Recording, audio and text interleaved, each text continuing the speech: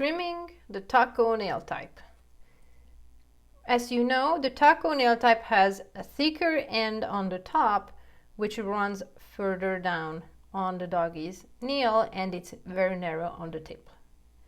And the way I like to trim that is, let me just use this little thing. This is the location of the first trim, the first clip. The reason for that is trimming this section away or off will give me a closer look, a better understanding of what's going on in there. So I do this first clip, angling 90 degrees. So there's gonna be no pressure on the sides for the doggy, and I clip it off. Notice it's more like a nail flake, not an actual ginormous cut, so we can stay safe. The second trims in the taco nail type section will be this way on the side. I'm trimming the edges like this way. Whenever you're trimming the sides, you don't have to hold this 90-degree angle. You can go this way as long as you're working further away from the middle line. Let me just show you what I'm talking about.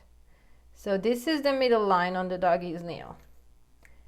And as long as you're not squeezing everything, but cutting in a way, let me just put some more lines on the side, but you're cutting on the side this way. You can hold it parallel with the doggy's nails and toe. But in case you are going forward, further, than the midline, then there's gonna be squeezing, doggy will freak out, you're not gonna get done too much, and the doggy will wiggle and everyone will stop the nail trim session. So as long as you are not further away from the midline, you can keep the doggy's nail parallel with the clipper. And you can do the same thing on the other side. And notice how much we can see just by taking a look where we are working and what we are doing. So after the first cut, there are one on each on the sides, and I go back to the first location again. And based on what I see in the middle, I either continue this triangle method, starting from the top and on the sides and again on the top, until I see the stop sign in the middle, which we're gonna talk about.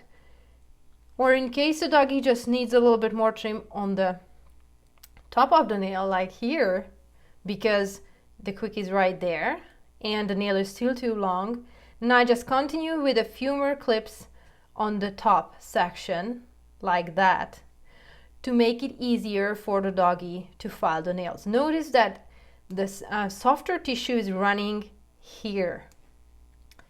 And I'm just trimming the horny tissue on the top. I'm not going any further than like 2/3 or half of the nail in this situation, because in case I would expose the soft tissue here, giving the doggy an uncomfortable experience, and maybe for you too. So trimming this little corner on the top where the first cut location is will help you tremendously in case your doggy's quick has grown down together with the nail.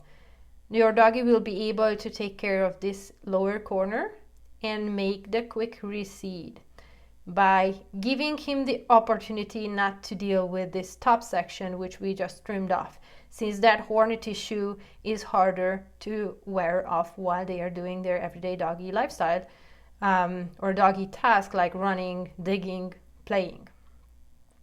This is how I trim, this is a method how I trim taco nail types.